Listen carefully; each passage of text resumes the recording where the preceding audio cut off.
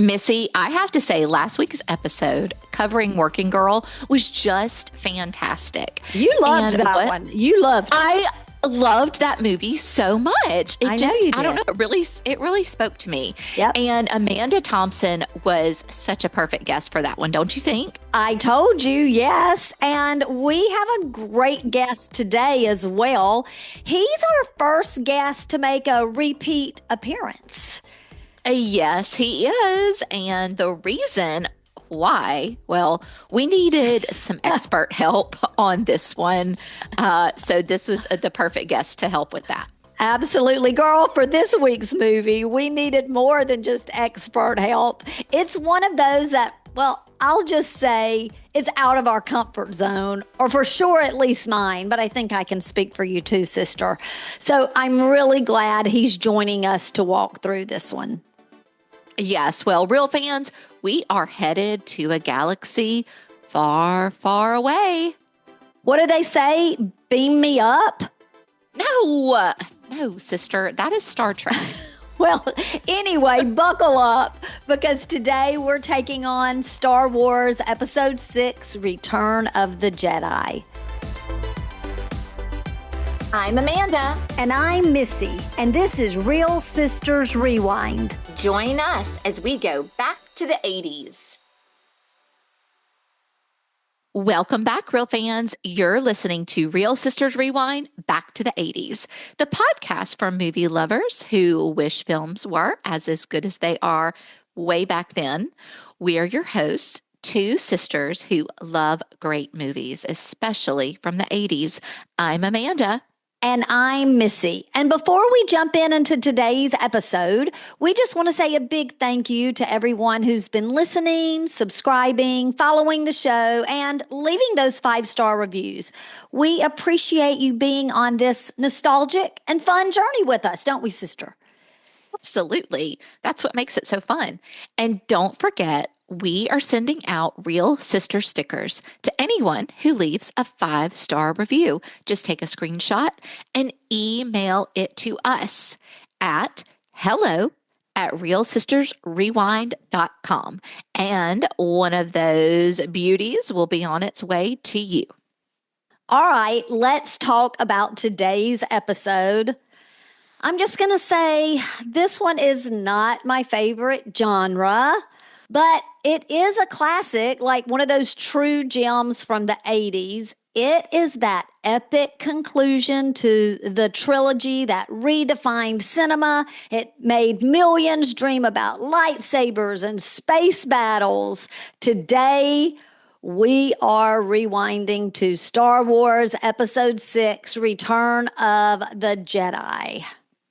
Yes, we are. And for this occasion, we have invited back a fan favorite as a guest, actor, director, producer, professor, Miles Doleac. Woohoo! Thank you so much. Miles, thank you for being here as we enter this final chapter of the original Star Wars trilogy. I feel like I need to sing that song. It was in Footloose, like, holding out for a hero. Like, you are our hero. You are a hero. You are our hero. Well, may the force be with you, my friends. We need it. There's a day, May the 4th, and they do a big play on this. It's the Star Wars holiday par excellence. We should have planned it to go along with that. What were we thinking? Well, maybe we have something else. You'll need new showrunners. That's right. We have a different plan for that. Yeah, we do. We do. Well, guys, let me just say first, I'm honored to be back.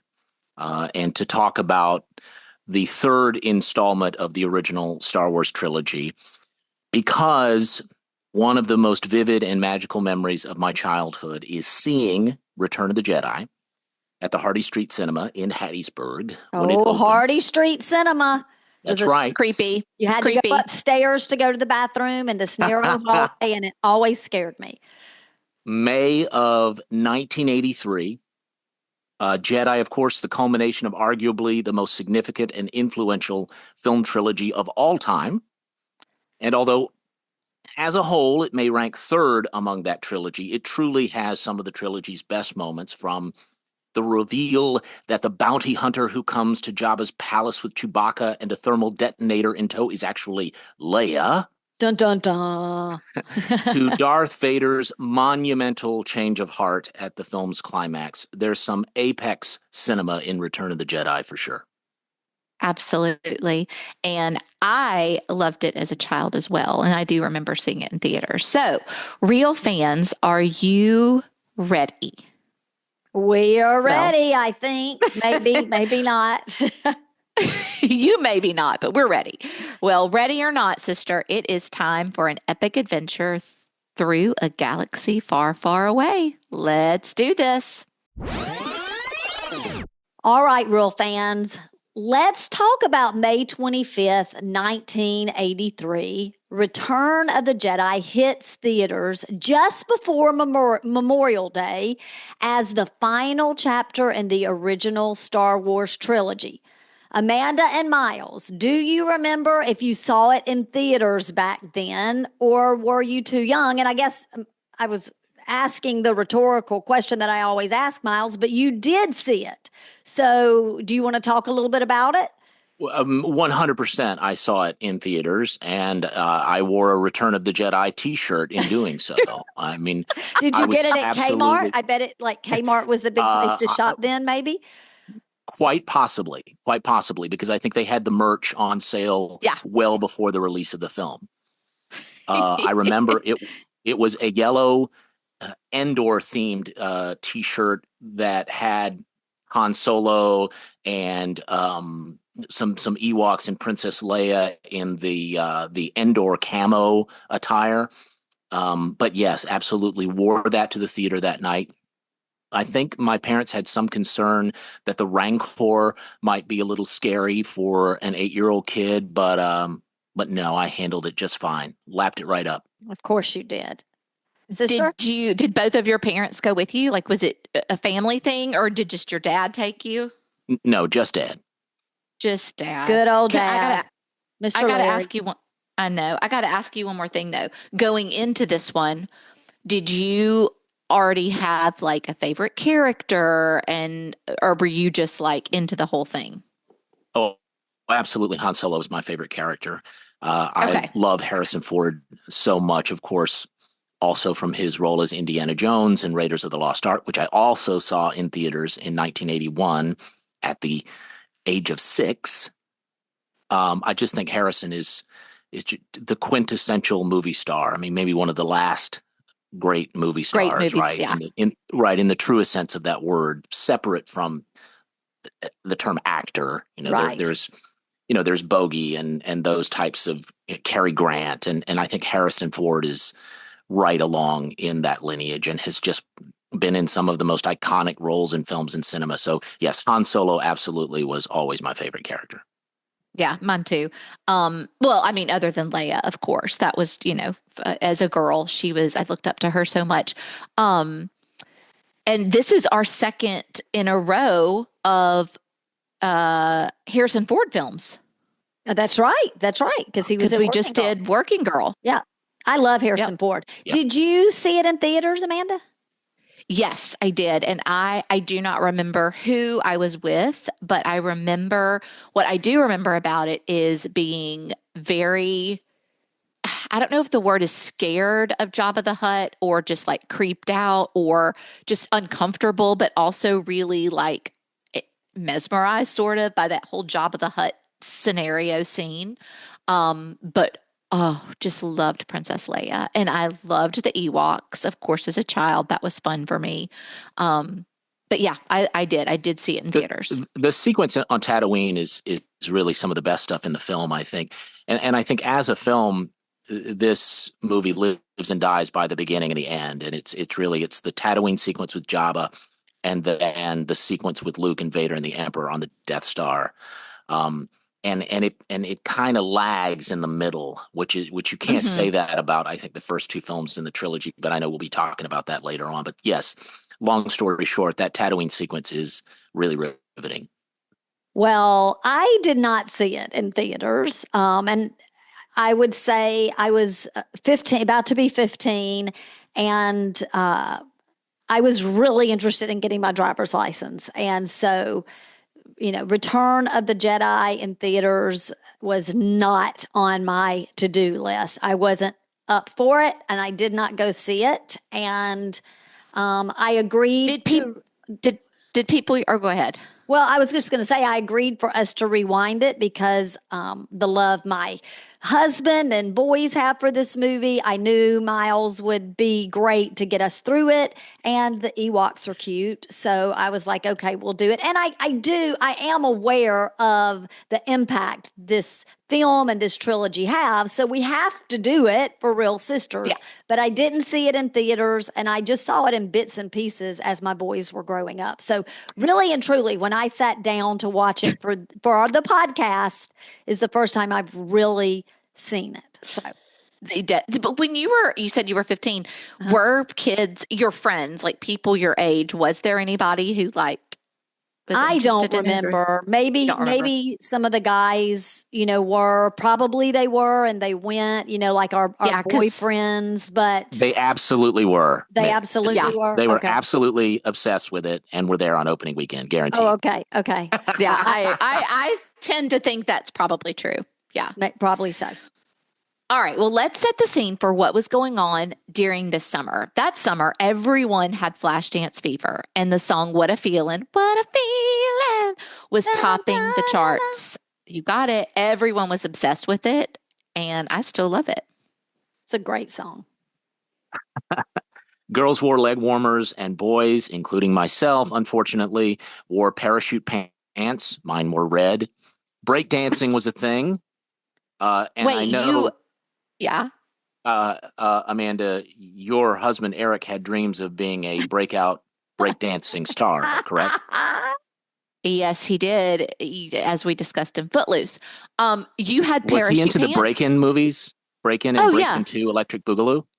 Absolutely. We talked about it. Electric Boogaloo. He loved it. Loved it. In fact, he got in trouble for, like we said, having grass stains on the back of his shirt from trying to breakdance. So, yeah, for sure. So, red parachute pants, huh? Red parachute pants, 100%. Yeah. And Chuck Taylor Converse shoes. Yep. Of course, they made a big comeback now. Mm-hmm. Yes, they have. And, of course, the Police released their final studio album, Synchronicity, in June that summer, shortly after the release of Return of the Jedi, spawning exquisite tunes like Every Breath You Take, King of Pain, and Wrapped Around Your Finger. That album is now widely considered one of the great records of all time. Well, one of the greats was on People magazine. It wasn't Police, but there was a performer on the cover of People magazine that week, Helen Reddy. Do y'all even know who Helen Reddy was? No. Oh, yeah, absolutely. Helen Reddy? Well, first of all, she was on Pete the Dragon. But Helen Reddy is known she kind of is like the Anne Murray. She was like Anne Murray kind of music, and she is famous. She had her own version of Delta Dawn, and she was famous for that song, I Am a Woman. The I Am Woman song. Do you not know that? You're looking at I Am Woman, Hear Me You've heard Roar? that, Amanda. No, it's I Am Woman. It's like, I Am Woman. We'll have to go listen. No. I think they did sample it for that commercial, actually. I can bring home the bacon. It's that feel, yes. But anyway, apparently she was going through a terrible divorce, and on the cover it was like Hollywood's dirtiest custody case. So she was a big deal at the time, and I loved Helen Reddy, but she's no Police for sure. Well, during the summer, we can certainly agree on that, Misty. Yes, I know you love the Police, Miles. Yeah, indeed. During the summer, gadgets were making waves, as I feel like such a thing in the 80s. The microwave was becoming a household staple. Thank you, Lord, for that. I'm so thankful for the microwave. Okay, did you do that on purpose? Gadgets were making waves, like in quotes, because of microwaves? That's right. Exactly. Yeah, you're so sharp. You got it. Well, you got it. Do you guys even remember those first big microwaves? Like they were huge. They were huge. Yeah. And they sat up on the counter. Yes, they did. And I have to tell you, So you guys both know I do leadership training. And so one of the things I teach in leadership training is about that mistakes are good, right? Like mistakes help you grow and become all that you're created to be. Well, the microwave is my favorite mistake ever.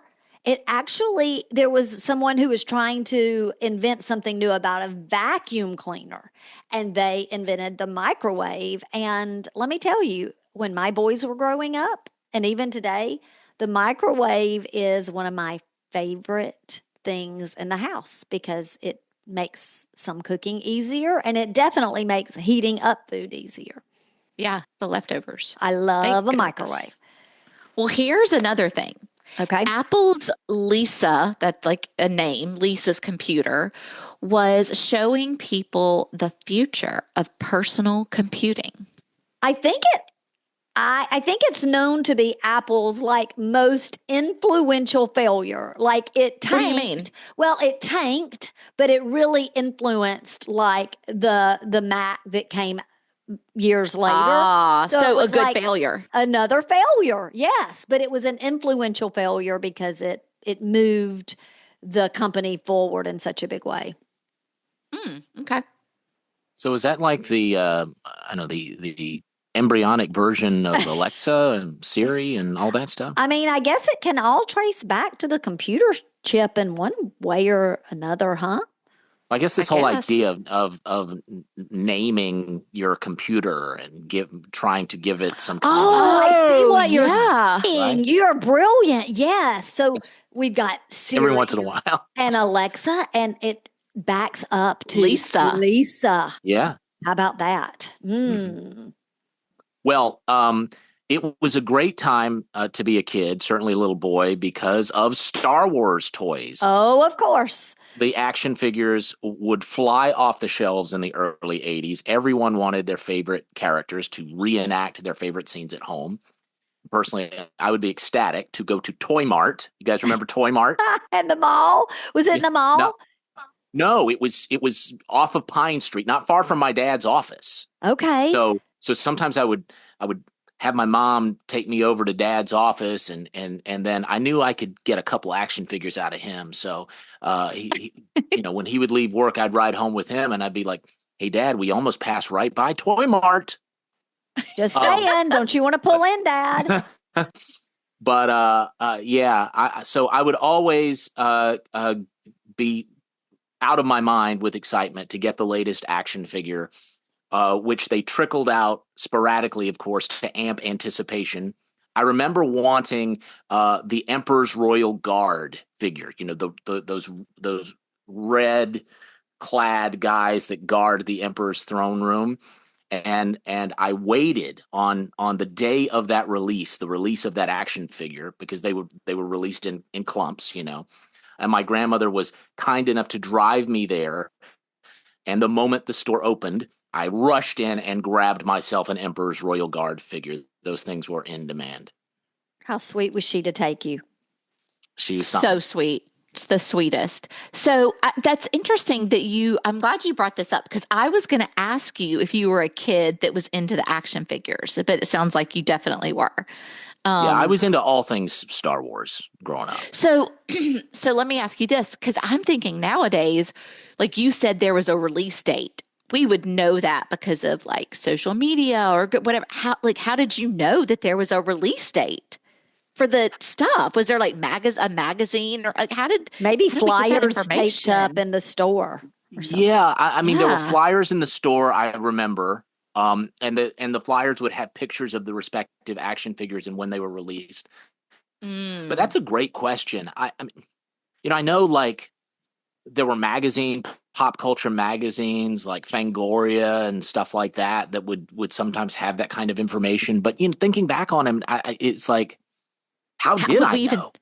How would we know that? Right. I mean, because now, of course, with information, ubiquitous and instantaneously available to you 24 hours a day, of course you would know when the Emperor's Royal Guard action figure was released. But then, I have to think it must have been because of flyers in the store. That's the only thing I could think, because I vividly remember the day that figure was released.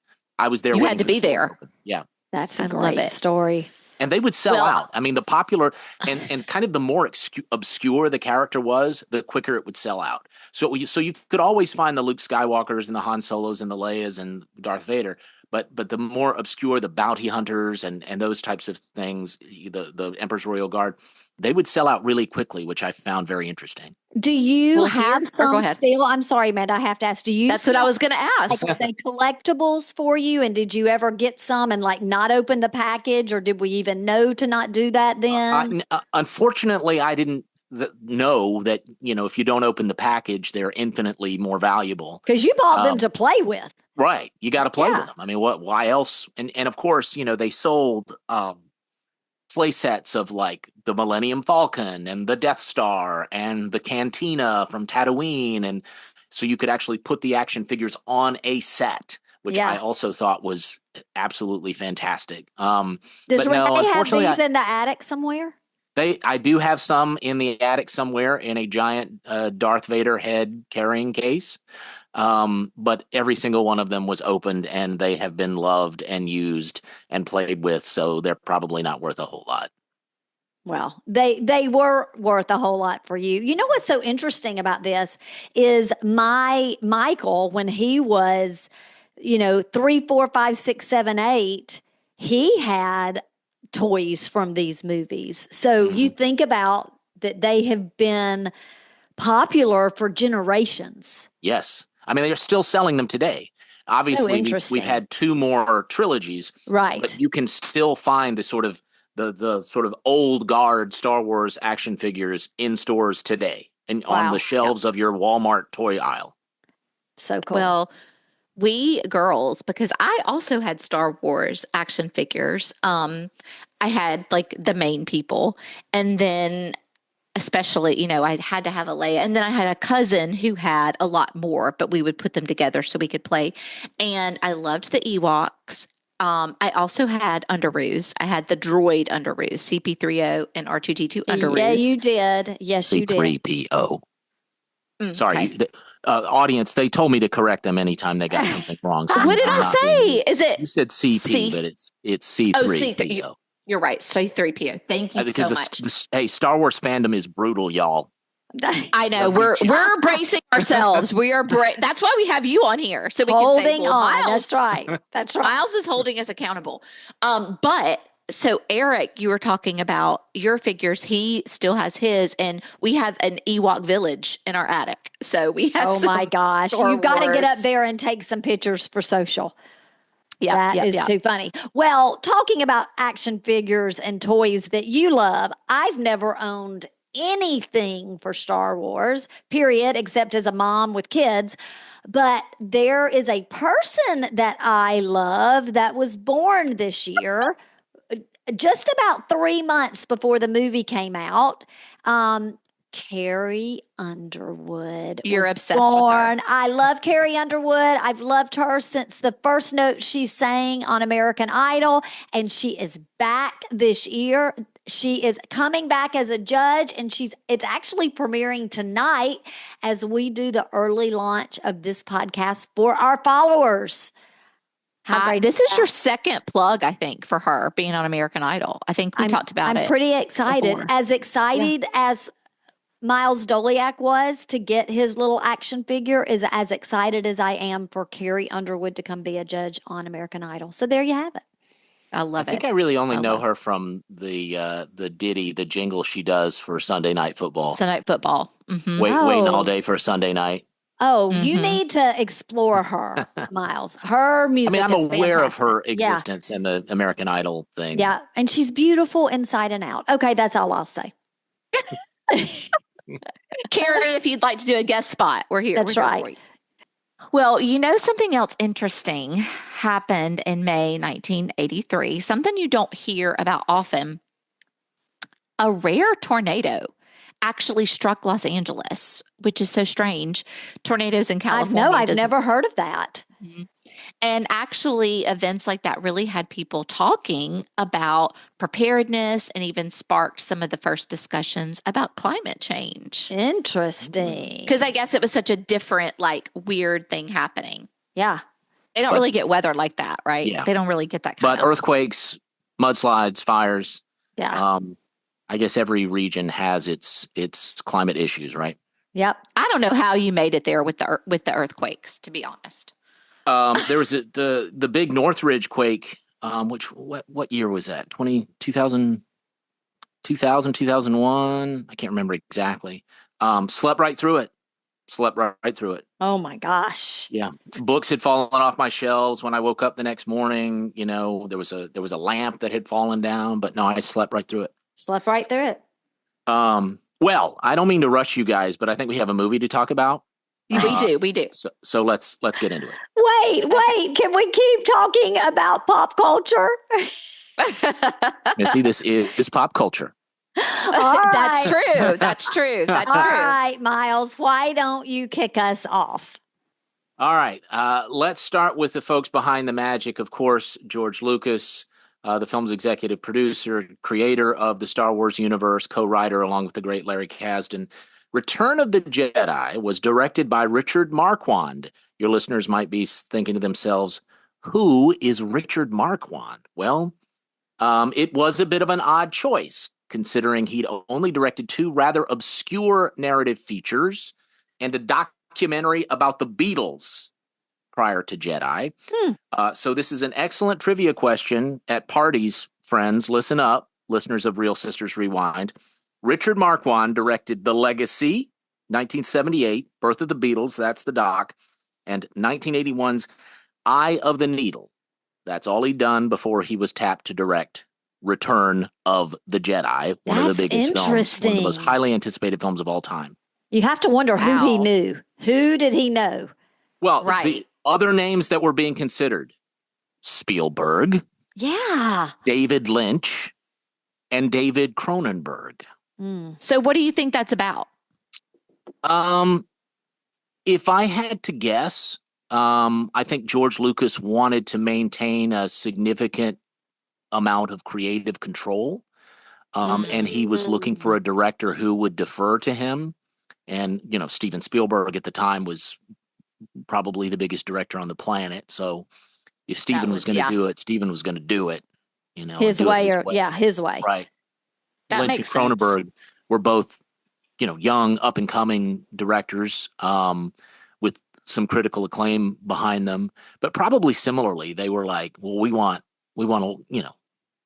this thing to be ours. We want to make it our own. And I think Lucas wanted a competent journeyman type. It had succeeded wildly with Irving Kershner, who directed The Empire Strikes Back. Kind of similar situation, but Marquand is even a little bit more obscure, I think.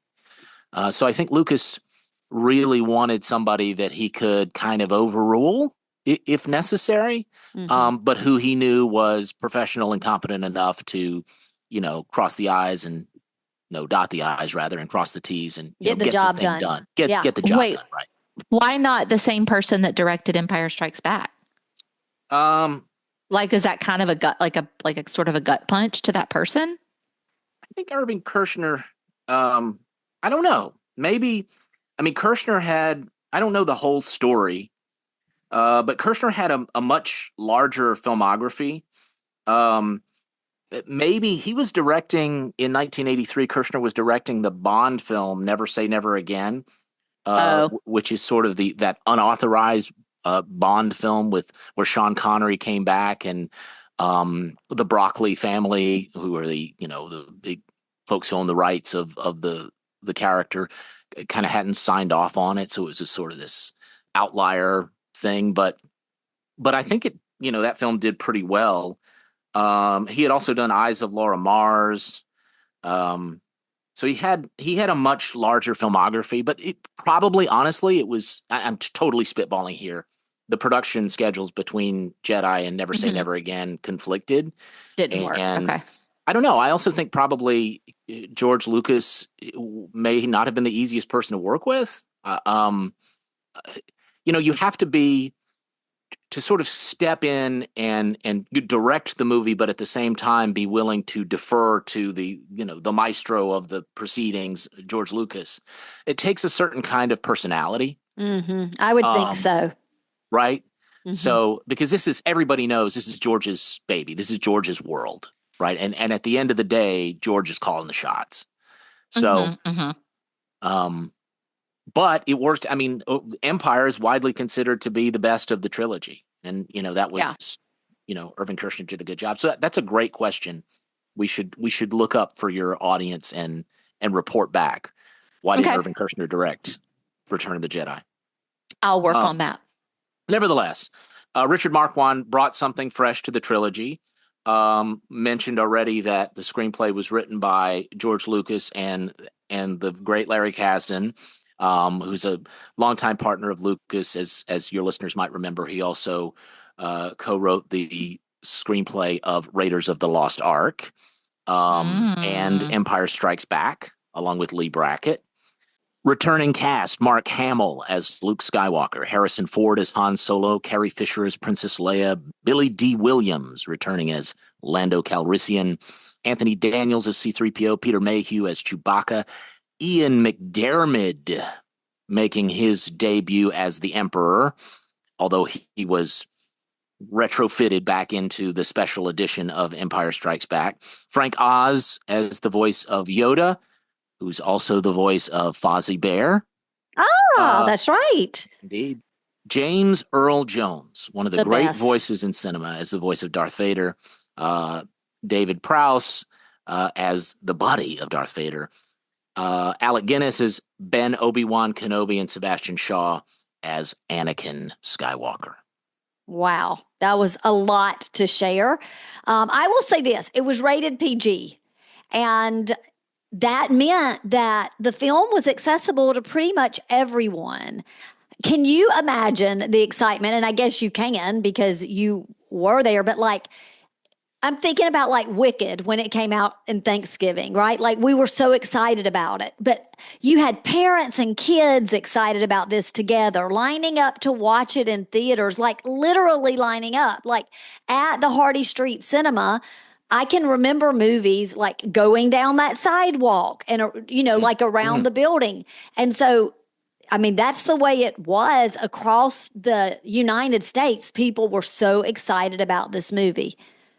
Yeah, literally lining up because there was no, again, we've said this before, no online ticket purchase. So it was, exactly. You got in line to get your ticket because if it sold out, you were just up a creek. You had to go ahead and get your ticket for the next one or whatever. And how did you know? You checked the newspaper and you saw the times and you're like, okay, we need to get there early and get in line. I hated standing in line when it was cold, by the way.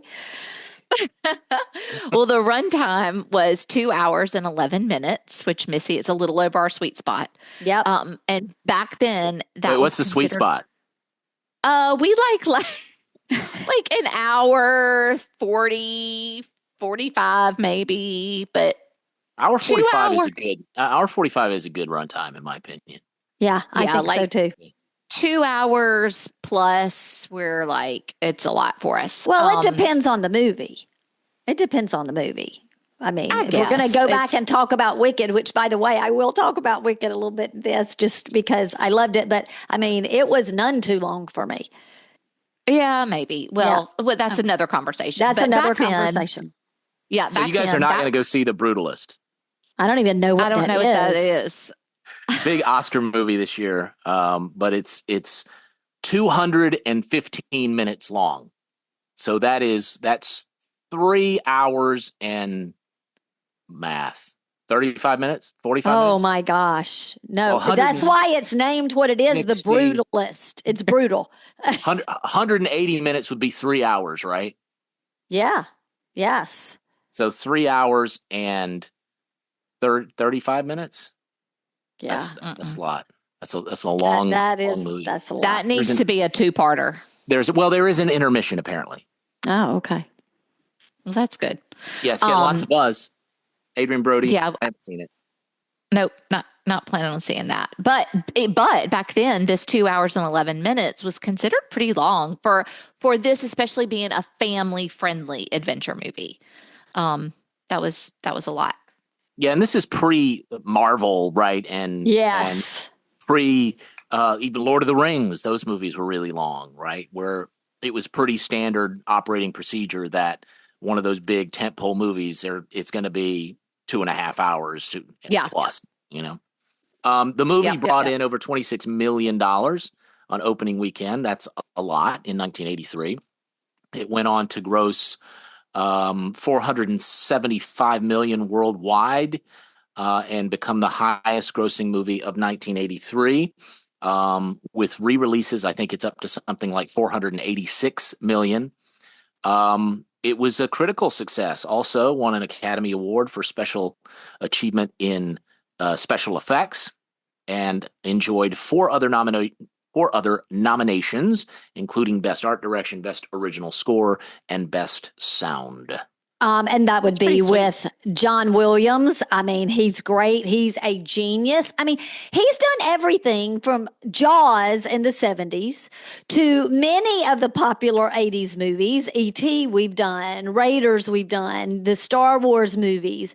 And he's continued through the following decades up to the nightly news with Lester Holt. Like, did you guys know that? Like, he's did the score for the nightly news.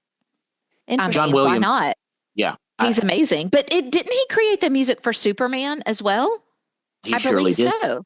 Yes. Because, and I bring that up because the other night our boys were watching Superman and I was like in the kitchen doing something and I heard the music and immediately was like, I kind of started humming along and I kind of went into like a Star Wars and I was like, oh wait, no, this is Superman. And I thought this got to be John Williams too. Yeah. Yeah.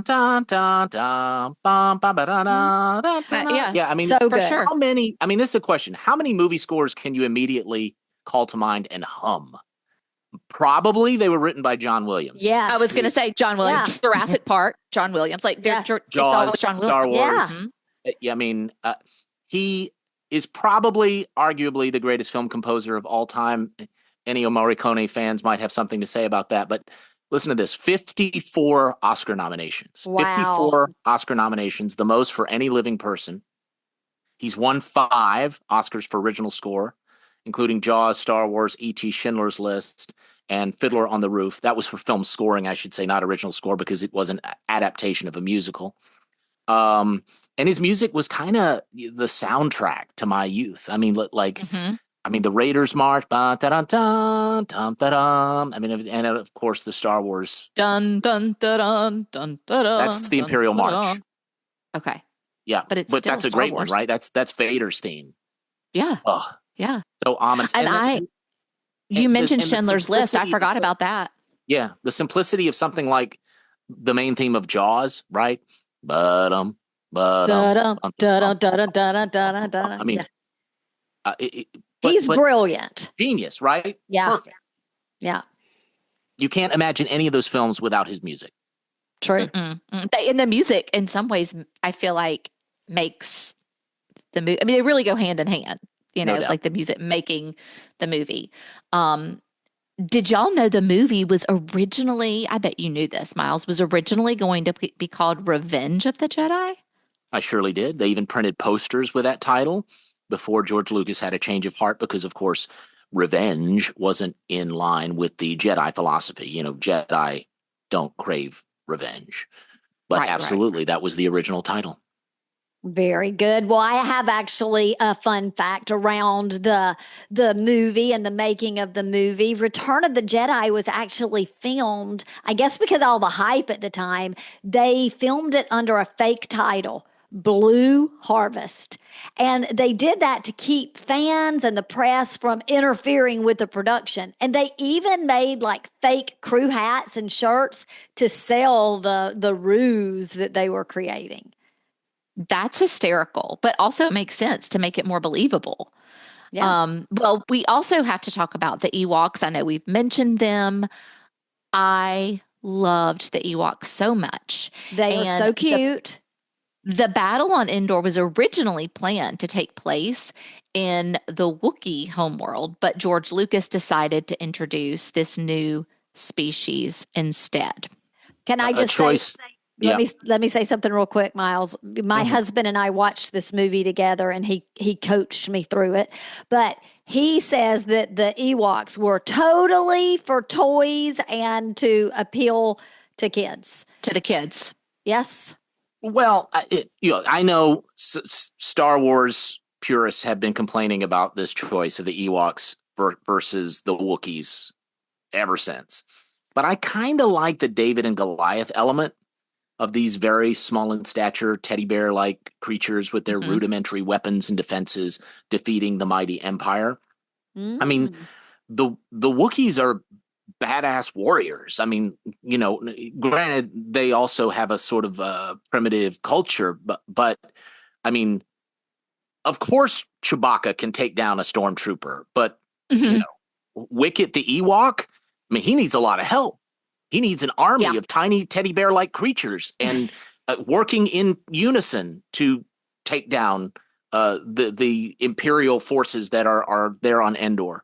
So I kind of like that element of it, but I might be in the minority in Star Wars fandom there. I love that you kind of like it. And I think that's a good point. I've never thought about it being kind of the David and Goliath of it. And maybe that is what's so appealing, besides just the fact that they are so dang cute. They had their own little unique language that, they talk. It's a pretty long part, and you don't know what they're talking about, but you hear their little language. And it was apparently based on Tibetan and Nepalese dialects. I thought it was based on the whines of Shih Tzus. like your little Nola. She is a whiner, and I'm always like, okay, little Ewok. Yep, exactly. Well, there was a lot of buzz in this film about whether Harrison Ford would appear. Thank God he did. Yeah, Han Solo was frozen in carbonite at the end of Empire Strikes Back, and apparently Harrison had only signed on to do 2 films. He wanted to die at the end of Empire Strikes Back, but they settled for freezing him in carbonite instead. Thankfully, he did come back, even if he feels a little less prominent in this film than in the first 2. When he's frozen in that carbonite, there was a McDonald's toy that Michael got when he was a little boy, and it was just this like a rectangle piece of plastic with the outline of Han Solo in it. And I remember it so vividly that when I saw that in the movie, it explained to me what the toy was. Does that make sense? You were like, oh, that's it. I knew the toy, not the movie scene. I had a standee. I had the life-size cardboard standee of Han Solo frozen in carbonite. Oh, Michael Washam would have loved that. I thought it was so cool. I just thought it was the coolest thing. So cool. And I had a life-size Han Solo frozen in carbonite in my bedroom. I took it to college with me even. Oh, you were the talk of the town. Well, all right, real fans, there you have it. We've shared the pop culture, fascinating facts, and all the nostalgia that makes Return of the Jedi such a standout in movie history. So now let's dive into the film itself and relive some of, well, its most iconic moments. Ready or not? Here we go.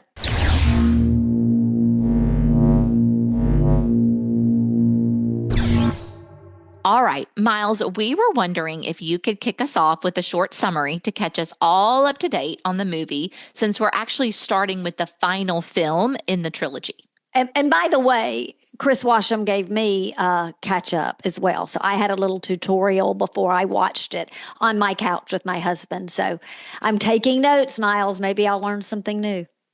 Okie doke. So the first film in the trilogy, Star Wars Episode 4, A New Hope, begins with the Empire, led by Darth Vader, voiced by, of course, the inimitable James Earl Jones, boarding a rebel ship, which is ostensibly, according to those on board, on a diplomatic mission.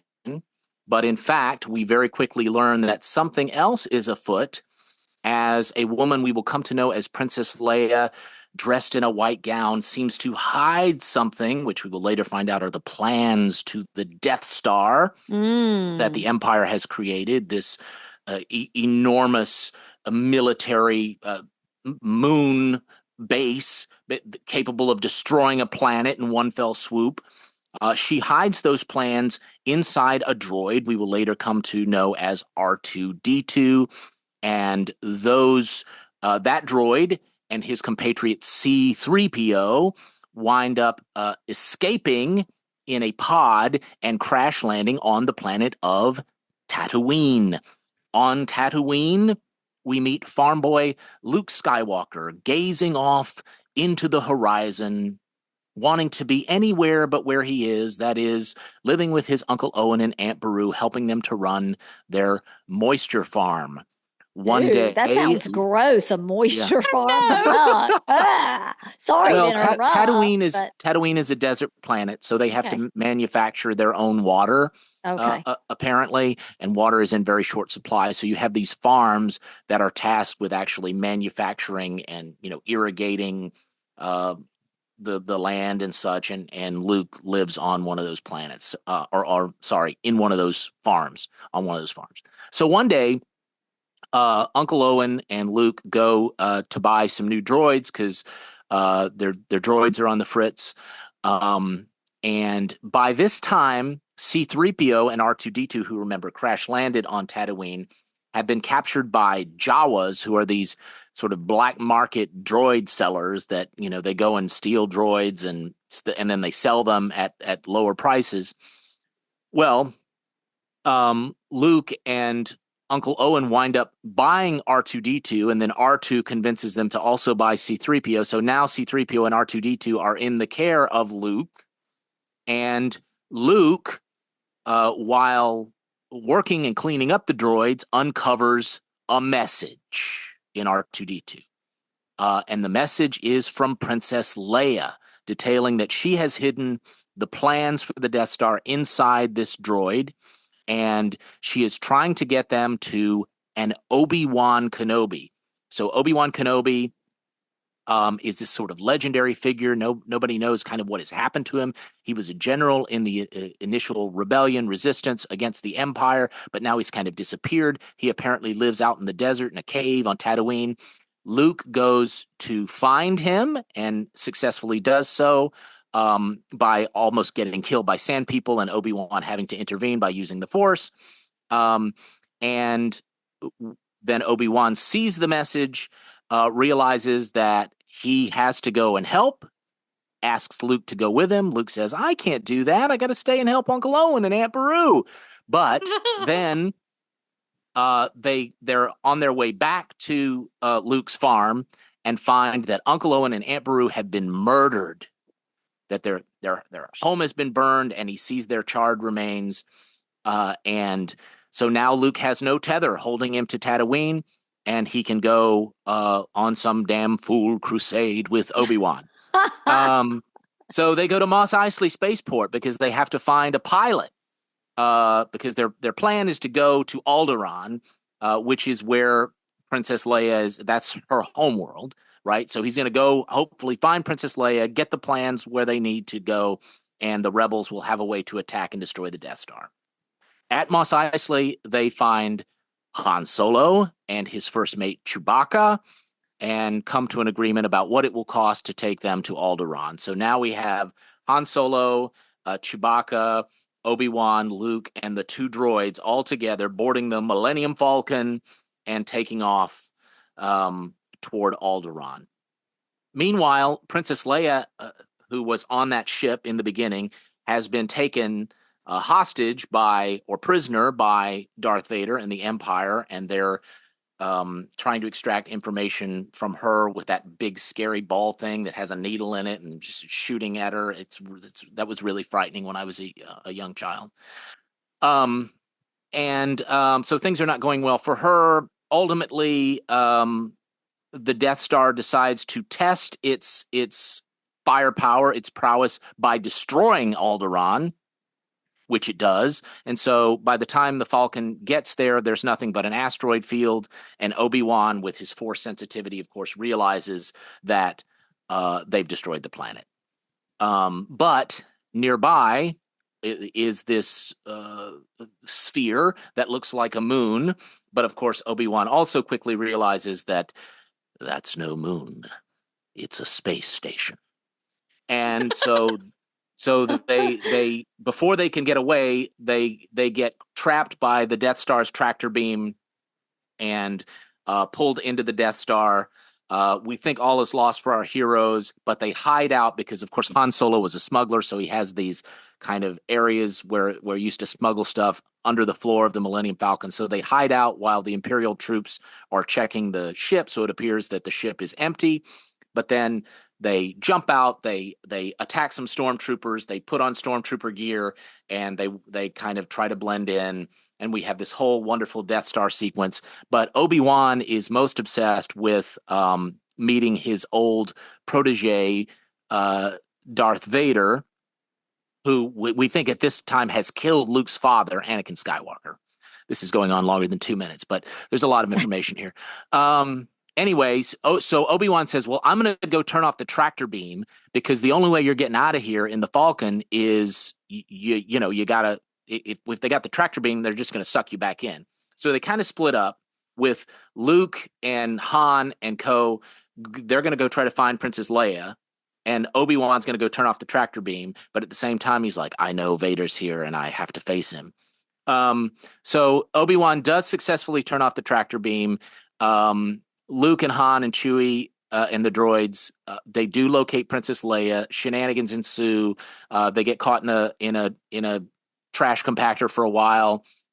But ultimately, they get out. They're running toward the Falcon, and they see Darth Vader and Obi-Wan facing off in a lightsaber duel. And ultimately, Obi-Wan sacrifices himself as a distraction so the Millennium Falcon can get away. That's the end of the original Star Wars. Dun, dun, dun. Basically. Well, no, it's not the end. I mean, they go to the Rebel base at Yavin. But that's the big moment. They go to the Rebel base at Yavin. They find they investigate the plans. They devise a scheme to blow up the Death Star. They ultimately do blow up the Death Star only because Han Solo intervenes at the last minute. See, Han Solo is the guy, y'all. And they blow up the Death Star. Everybody gets a medal, and we think all is well. But Darth Vader, he got away, and the Empire continues on. Now we're into the Empire Strikes Back, which begins on Hoth, which is a new Rebel base. The Empire is attacking. Ultimately, they bring the place down. Can I just real quick interject? Just for people who maybe do not know anything about Star Wars, to clarify, the rebels are the good guys. The Empire's the bad guys. That's correct. Yeah. The Rebel Alliance they're the good guys. They're the good guys. Yeah. Thank you for that clarification. So the Empire is taking down the new Rebel base on Hoth. Han Solo, Chewie, the droids, and Princess Leia barely get away at the last minute. Luke, who's been injured in the process by this snow creature, he's recovering, but he manages to get away on his TIE fighter, X-wing fighter, because while he was being roughed up by this abominable snowman type creature, he was visited by Obi-Wan's Force Ghost and told that he needed to go to Dagobah and visit the Jedi Master Yoda. So Luke goes to Dagobah. Han and Leia and crew, they take off in a different direction. Luke arrives in Dagobah, crash lands there. We meet Yoda for the first time. He starts his Jedi training. Han, Leia, and co. wind up in Cloud City, visiting Han's old friend Lando Calrissian, played by Billy D. Williams. And they're kind of trying to hide out there until things settle down. But what they don't realize is that Billy D. Williams, Lando Calrissian, has already cut a deal with the Empire because they showed up. They figured out where the Millennium Falcon was headed beforehand. And so they've set up shop there, and they capture everybody and begin to torture Han Solo, and it's all terrible. Meanwhile, Luke, now using his Force sensitivities, realizes that his friends are in trouble, and he has to go help them. And Yoda's like, "No, you can't do that. You have to finish your training." And Luke says, "No, I have to go help my friends." And Yoda's like, "But you can't go. You can't face Darth Vader yet. You're not ready." And he says, "I have to." And Yoda's like, "Well, you're blowing it then, So, but Luke goes anyway because he's pig-headed like that. And this leads to, Luke arrives shortly before Han Solo is frozen in carbonite and handed over to the bounty hunter Boba Fett, who is going to take him to Jabba the Hutt because Han owes Jabba the Hutt a bunch of money. And this is one of my favorite scenes in the whole trilogy, as Han is about to be lowered down into the carbon freeze. Leia says, "I love you," and Han says, "I know," and then he's frozen. and so then Luke arrives. He has a lightsaber duel with Darth Vader, gets his hand cut off. And at the end of that lightsaber duel, as Luke is holding on for dear life, about to fall down into the bowels of Cloud City and into the, endless nothing, Darth Vader reveals that, in fact, he didn't kill his father, Anakin Skywalker. He is his father. Dun, dun, dun. And can you do an impression of him telling him? That's so hard. Come on, you can do it. You've got it. Obi-Wan never told you what happened to your father. I'm probably paraphrasing at this point. That's okay. And then Luke says, "He told me you killed him." And then Vader says, "No, I am your father." And Luke says, "Oh, search your feelings, Luke. You know it to be true." Anyway. There you go. And then I can't believe he didn't do any breaths. Oh, yeah. But of course Luke does. And then Darth Vader invites him to join him. "Join me, and we will rule the galaxy as father and son. The Emperor has foreseen it." This is probably all out of order. But anyway, Luke, of course, refuses to do that. He jumps down into the chasm, ostensibly to commit suicide. But he holds on to this antenna thingy at the base of Cloud City. And as the Millennium Falcon is escaping, because Lando Calrissian helps them do so, and he's now with Leia and Chewie and the droids. Han is off toward Tatooine and Jabba. They see Luke hanging there from this antenna thingy, and they rescue him. And the movie ends with Luke getting his hand, a mechanical hand, so he's becoming part machine too, like Darth Vader. Dun, dun, dun. And Lando and Chewie heading off to try to retrieve Han Solo. And that's the end of Empire Strikes Back. And that's where the narrative of Return of the Jedi begins. I feel like we need to edit just that telling of the first two and create a child's story, a child's storybook cassette, and parents could put it on to put their kids to sleep, and we'd have a whole new generation of Star Wars fans. Of Star Wars fans. That's right. Thank you for that. That was very good. Off the cuff. You'll have that recorded forever for Sweet Lily. Brilliant. Love it. Brilliant. I kind of messed it up in that I said that the film, the first film ends with Obi-Wan's death, because it really feels like it does. It feels like that's the most significant moment, But yeah, they blow up the Death Star. But we knew that was going to happen. But Obi-Wan sacrificing himself to Darth Vader is the biggie. That's the moment. Yeah. Yeah, I agree. Well, the Return of the Jedi opens up, of course, with that crawl. That in a what does it say? In a land far, far away, long time ago in a galaxy far, far away. Far, far away, something like that. Anyway, it opens with Darth Vader arriving at the newly constructed Death Star. And he informs the crew that the Emperor is going to be visiting the construction personally. And so that shakes everybody up a little bit. I was going to mention, too, when you were given the synopsis, Miles, the Emperor was so scary to me as a kid. He's so good. Like, such a great casting choice. Way scarier than Jabba. Well, so for the kids that are scared of the Emperor, the movie does cut to the scene in Tatooine. Did I get that correct, Miles? Tatooine, yeah. Tatooine. And that's where we see the cute and funny C-3PO and R2-D2 make their way to Jabba's palace. And we see Luke, Leia, and the rest of the team. They're putting together a plan to rescue Han Solo, frozen in carbonite, like you told us, from the end of Empire Strikes Back, where he is there with Jabba the Hutt. Like I mentioned earlier, I love the Tatooine sequence, the Jabba the Hutt sequence in Jedi. It's not a very straightforward mission. It unfolds in layers. First, we have R2D2, R2D2 and C3PO showing up with a message from Luke offering the droids as gifts. And I have to interrupt you here because I loved the droids in this movie. They were so funny to me. Even like as an adult, I was laughing at them. They're so funny and clever.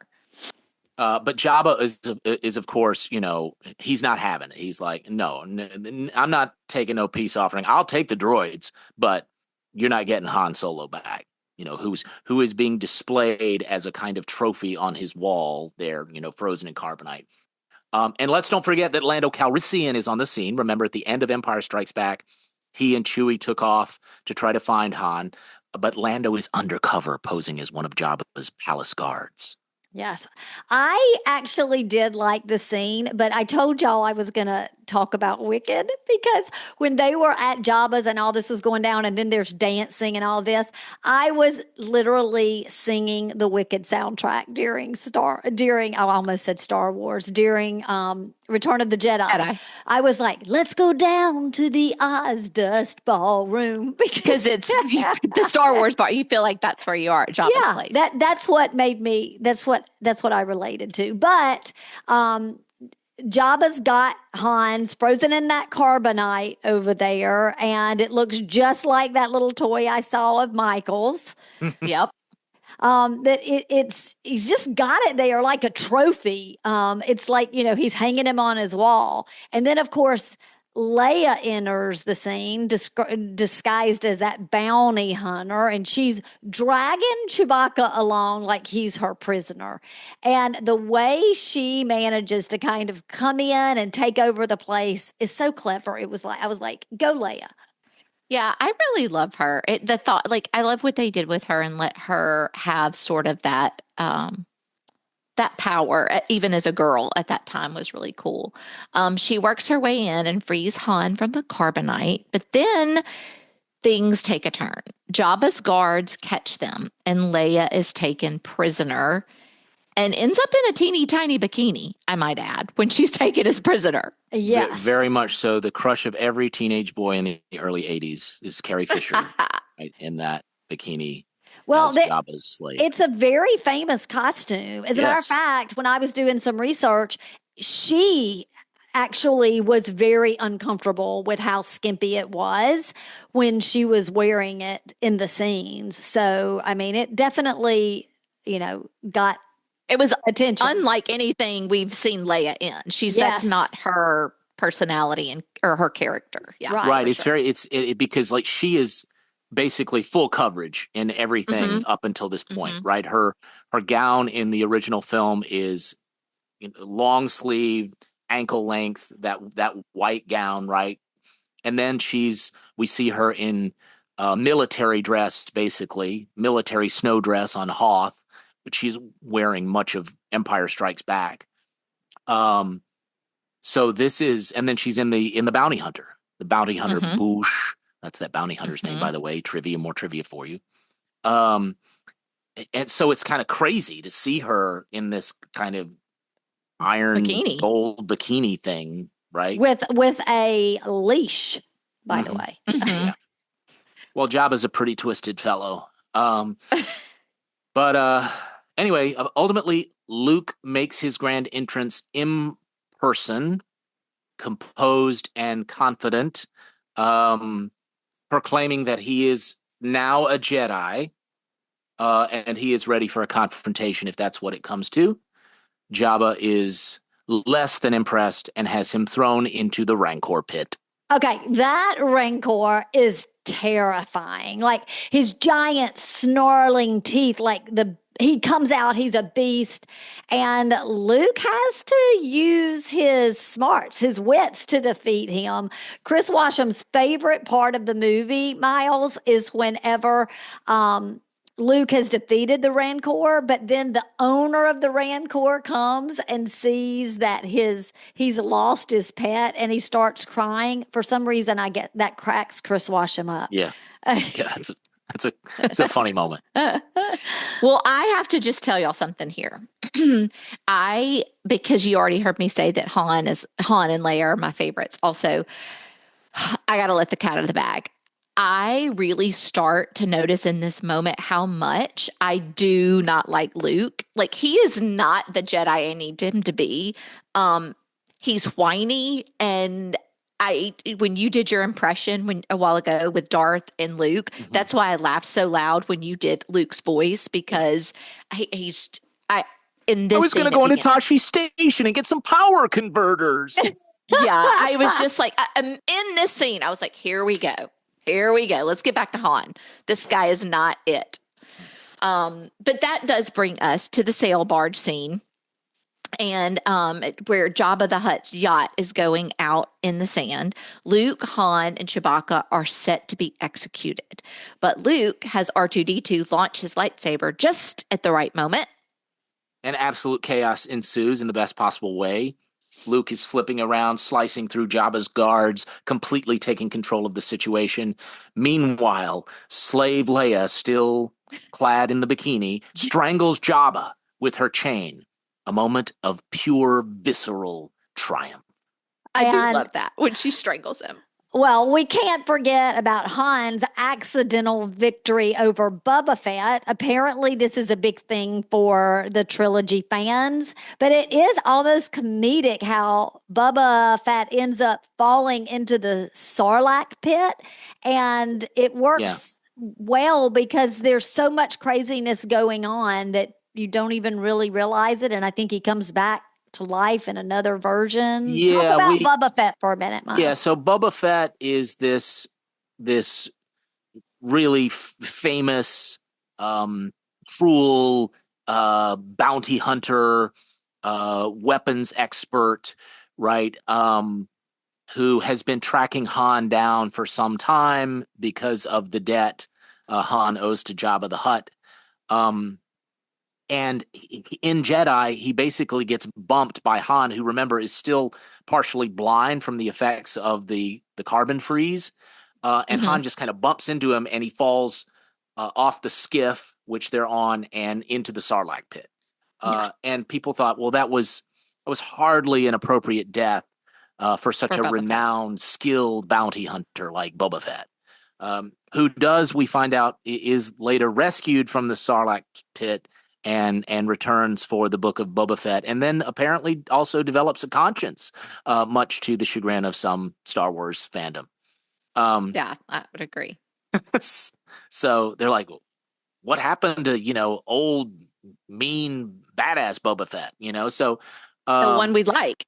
Right. So, folks thought that maybe it was a less than meritorious death for such a renowned, a small figure, in the overall Star Wars universe. I mean, he gets a lot more play later on in the prequels, and then, of course, finally gets his own series. Up to this point, though, Boba Fett had been a relatively minor character, but everybody sort of gleaned onto him. They loved his look, right? His action figure, going back to the action figures, was incredibly popular.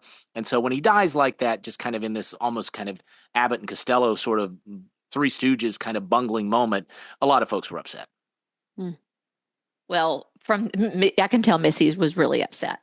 Well, I do. It's funny that I do think Boba Fett's interesting because he doesn't speak, right, Miles? At least not in the first. He speaks trilogy. very briefly. Now, he does wear the Mandalorian armor, right? And, but he's not actually a Mandalorian. Right? Okay. But he does stand out amongst the characters, even though you don't know really who he is, or of course I didn't, but he's an interesting he does character. stand out, you're right. Yeah.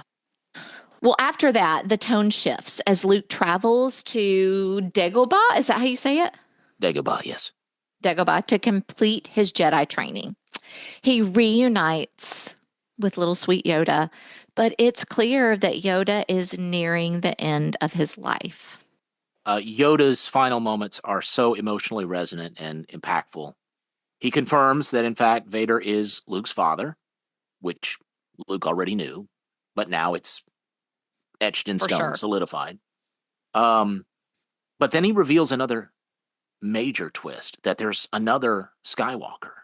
Mm-hmm. Luke, Force-sensitive Luke, realizes it's Leia. And the fact is later confirmed by Obi-Wan, again as a Force ghost. And you see the revelation, the weight of that truth really hitting him. Because didn't they kiss in one movie? Like they kissed. I know it was just a peck, but yeah, it was kind of a playful peck when Luke is recovering from his the Hoth snow monster, his encounter with the Hoth snow monster, and Han and Leia, of course, flirting, and she kind of kisses Luke to rib Han. But yeah, it's just a little peck, but it did in fact happen. Okay. Well, I have to say, it made me sad to see Yoda die, probably because in my head I was picturing that baby Yoda character who's precious. But it seems it seems as if for Luke that all of a sudden it's not anymore just about the mission. It's like now he's ready to fight for legacy and the future of Jedis or something like that. Am I off base, Miles? Well, I mean, Yoda tells Luke that when Yoda's gone, the last of the Jedi will be Luke. Oh. Right? That's heavy. Luke's the last Jedi. Yep. Well, meanwhile, the Rebel Alliance is preparing for their final assault on the new Death Star. They learn it's operational but incomplete, and they devise a two-pronged attack, disabling the shield generator on Endor and launching a space assault. General Han Solo leads the strike team to Endor with Leia, Luke, Chewbacca, and the droids joining him. This is where we meet the aforementioned Ewoks, who start out as a pretty big obstacle because they capture our heroes and plan to eat them. Yeah. Well, so cute. The Ewoks decide, as you said, that they are going to cook them, right? They're going to cook them. But C-3PO is mistaken for a god. And Amanda, you were talking about the little droids being funny. I thought this was a funny moment because he is really reveling in the fact that they think he's a god. And it leads to the Ewoks becoming allies to the rebels. Yes, yes. And in this part, I just have to say, so in this whole part when they're there, Luke really annoys me. There is a part, I don't know what the little bikes are called. I'm sure you do, Miles. What are the little bikes that they're flying on? Speeder bikes. The speeder. There is a scene where he ends up hopping on with Leia. I think it's in this part when they're on Endor. And he is so whiny. Like he's trying to give her directions, but it's like, oh, Leia, go this way. Oh, go. Anyway, it was just another part that really turned me off of Luke. I'm like, he is just a whiny baby. I don't care for it. So then Luke decides he needs to, he's going to go confront Vader. So he surrenders himself, hoping to turn his father back to what do we call it? It's like, that's the dark side. What do you call it? The light side? They say the light side, the good side, or the whatever's Force? opposite of the dark side. There's a lot more discussion of the dark side than what is its opposite. Right. I hear the dark side all the time, but I'm not really sure what that would. That's Missy. I thought the Force too. I'm like the Force, maybe. I don't know. But the dark side, the Sith is a Force also. Use the Force. That's correct. Yeah. Right. So yeah, the light side, I guess, the good. Their conversation on Endor is really powerful, and you can see the conflict brewing within Vader. But Vader takes Luke to the Emperor, who tries every manipulative trick in the book to turn Luke to the dark side. Your friends on the Centrary Moon are walking into a trap. An entire legion of my best troops awaits them. Anyway, then we have these simultaneous battles, the ground assault on Endor and the space battle above as the Rebel fleet attacks the new Death Star. Pacing is really good here, but I mean, the star of the show is that scene between the Emperor and Darth and Luke as the tension builds toward an inevitable battle face-off between father and son. Which to me is what I mean. That's that and the Tatooine sequence is that's the really great stuff. But anyway, so Lando Calrissian, he's the general leading the fleet against the Death Star, and it's not going as well as they might have liked. And then you have the Emperor who's revealing his trap, right? The Death Star shield is still up, and the Rebel fleet is ambushed. And yes, again, the Emperor's super creepy. For those in the back, the Emperor is super creepy. So, and he's got the red on his eyes. And his teeth. Oh my gosh, his teeth looks like he has, I don't know, they're awful. And let's not forget the climactic duel between Luke and Vader. Like you just talked about, Miles, that's where we're going. The Emperor keeps goading Luke, pushing him to strike out in anger. When Vader threatens Leia, Luke finally unleashes his fury. But he does stop short of killing Vader. Because he's really on the light side. So that's sort of the defining moment, right? Because the last step of Luke's training is to face Vader again. Right? And basically Vader and the Emperor are tempting him this whole time with, join us. You have the power to be a great dark force user. And if Luke really, really gives into his anger and his rage, if he winds up killing Vader, as he has the opportunity to do here at the end of this film, he will have given in. He will. But here's my question that I really got confused about. So the other, like his only other option would be just to let them kill him? And then I'm like, well, why did he get trained in the first place? Like, I don't understand. Don't they have spidey senses? Couldn't they control them with their mind or something? Well, except he's not more powerful than the Emperor. Oh. I guess I don't understand, because it was like, give in to the dark side and kill Vader. But then the other option was like, or he's just going to kill you. So I don't understand what his options are. He does wind up providing a distraction because the Emperor and Vader are so occupied and focused on him and turning him to the dark side that they neglect the fact that the rebels do blow up the generator on Endor and provide this opening for the fleet, right? So maybe he's willing, and he kind of says, after he doesn't kill Vader, he says, I'm a Jedi like my father before me, and soon I'll be dead and you with me. He's like, I did it. I distracted you. Yeah. And now we're going to win because they're going to blow up.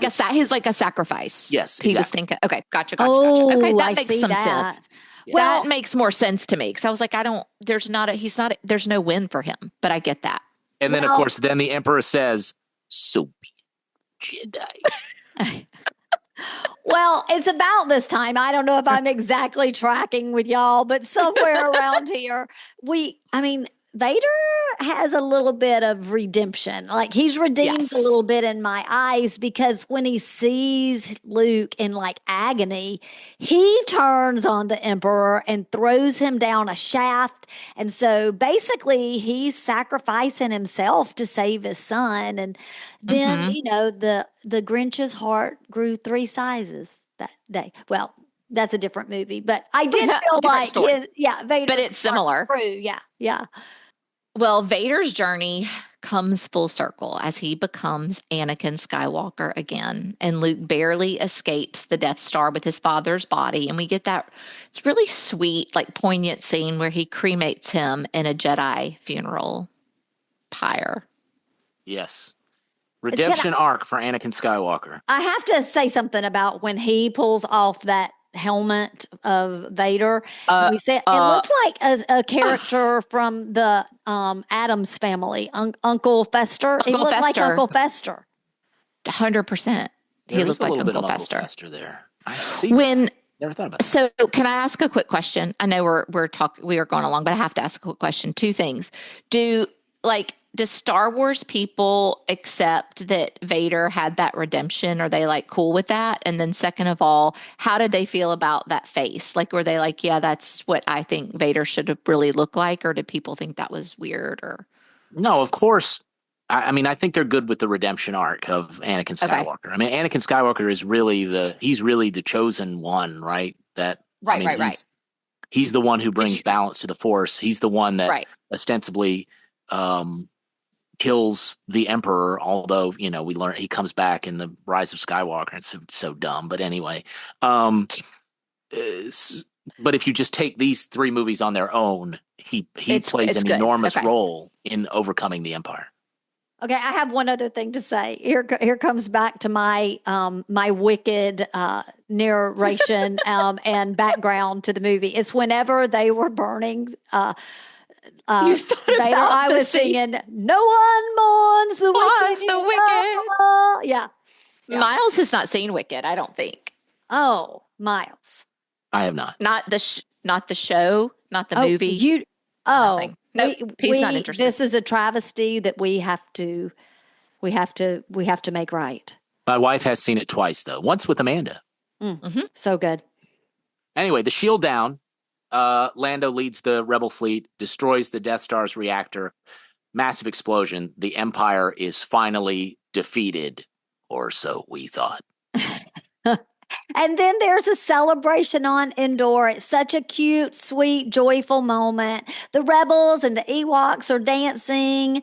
And in the updated version, because I guess what we've watched, Miles, is a updated version, but we see the galaxy-wide celebration going on all the other planets, which I loved seeing, but Chris said it was wasn't cool. in the original one. Yes? No, correct. That's in the special edition. Okay. Added Yeah, it was cool. later. I liked it too, Missy. It's the perfect conclusion to this trilogy. We see the Force ghost of Obi-Wan, Yoda, and Anakin Skywalker watching everyone celebrate. And again, in this updated version, it's Anakin, the guy that plays young Anakin. Anakin from the prequel trilogy, Hayden Christensen. Yes, thank you. As opposed to Sebastian Shaw. Yes, exactly. Right, which is kind of weird because like Obi-Wan and Yoda are still older selves. So why is Anakin? I mean, I guess the idea is it's Anakin before he turned to the dark side. That's what I thought. And that's I told what Missy Chris told that. me. I said, Chris, did they take him back to the younger version? Because that was really, he had kind of been in that body, like it was saying that's where who he really was. And Chris was like, you're thinking about this deeper than me. And I was like, well, that's a miracle. Were you like, well, yes, I am a Real Sisters Rewind. No, but it threw me off because I was watching it and I was like, wait, is that, and I realized, like, I had to walk up to my TV and I realized at first I just thought it was like a young boy that was supposed to be Anakin. And then I realized, oh no, that's really Anakin. So I figured there was like an updated, that's when I knew there was like an updated version. Yeah, I'll accept Missy's explanation. I think it's the only one that makes much sense. Makes sense. Of course, the older Anakin did in fact turn back to the good side. So, I'm sure the actor playing older Anakin was a little disappointed to be excised from the ending of the movie, but oh well. It works. So Return of the Jedi ties everything together beautifully. We get a nice moment between Han and Leia at the end where Han's like, you want to be with Luke, and I'm not going to stand in your way. But I love that part. I love this part too. But Leia's so like, cute. He's my brother. And then they kiss, and we know that Han and Leia will be together until, of course, Han is later murdered by his son in the third trilogy. Spoiler alert! Spoiler. So it's a lovely kind of testament to hope, redemption. What does family mean? So it's obvious why a lot of folks really love this movie, despite the Star Wars fandom having some issue with the Ewoks. All right, Amanda and Miles, here's the big question of the day. Does Return of the Jedi, and we can just kind of speak to the trilogy as a whole because real fans, this is it for Star Wars and Real Sisters Rewind. But does it stand the test of time? Who wants to go first? I think Miles should go first. Okay.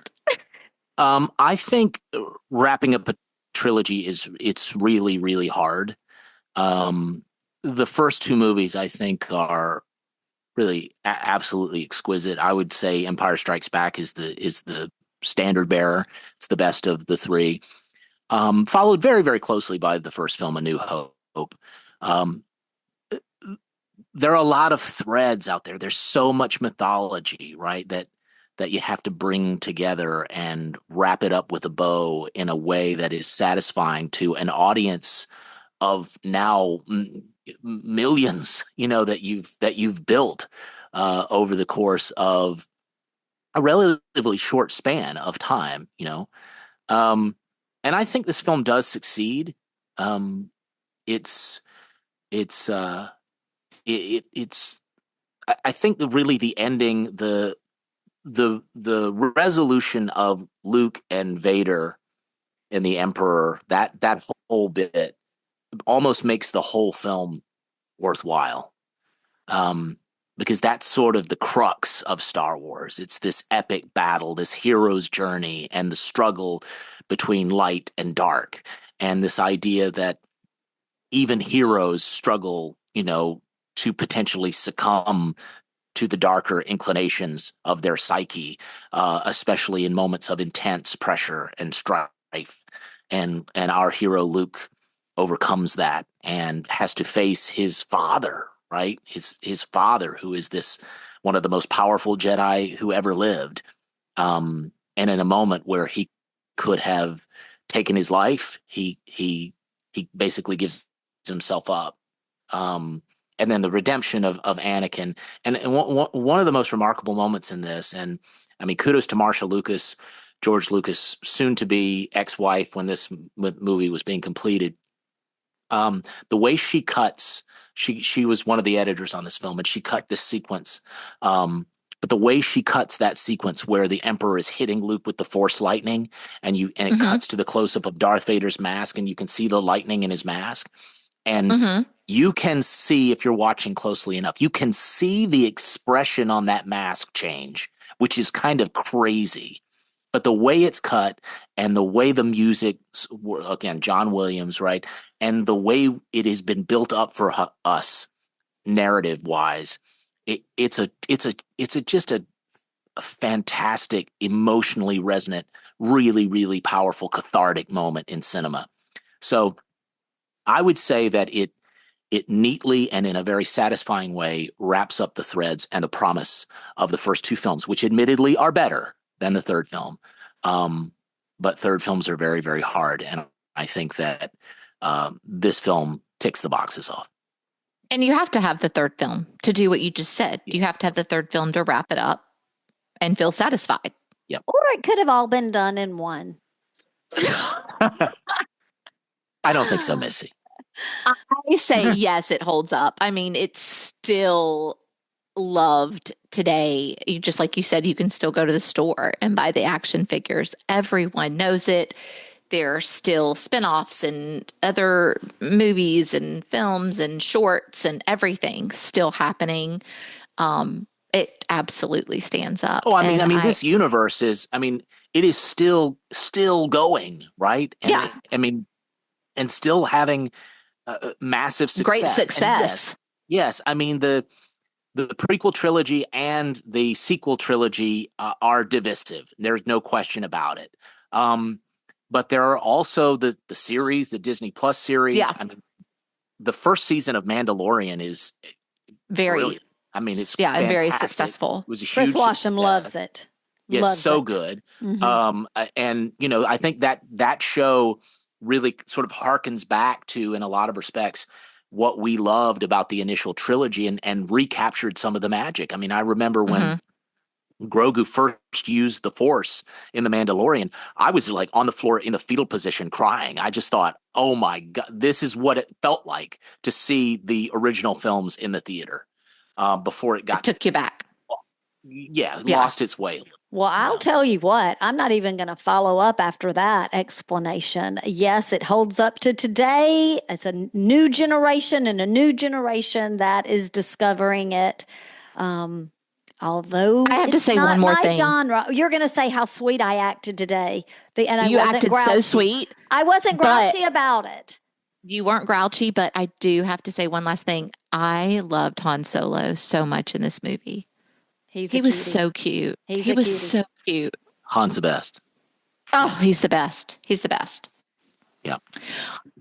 All right. Well, real fans, that is it for our extended version of Return of the Jedi. Woo-hoo! We hope you've enjoyed this deep dive into one of the greatest finales in cinematic history.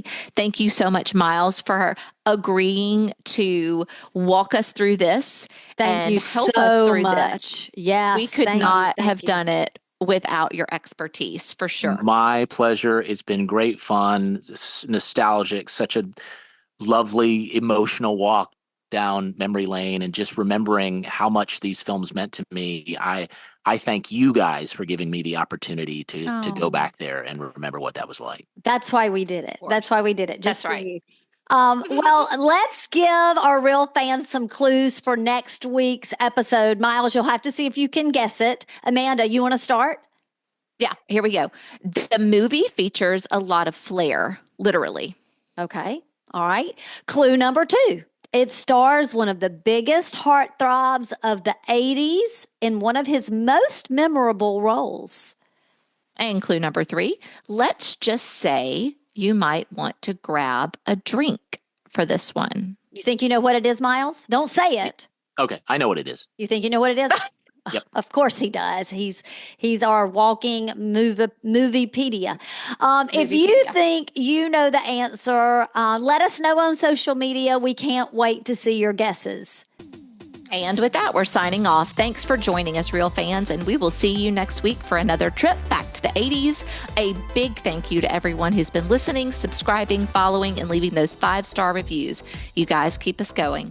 And don't forget, we're sending out those Real Sister stickers for those 5-star reviews. Take a screenshot, email it over to us. Everything you need's in the show notes. When you do that, we'll send a little piece of Real Sisters nostalgia your way.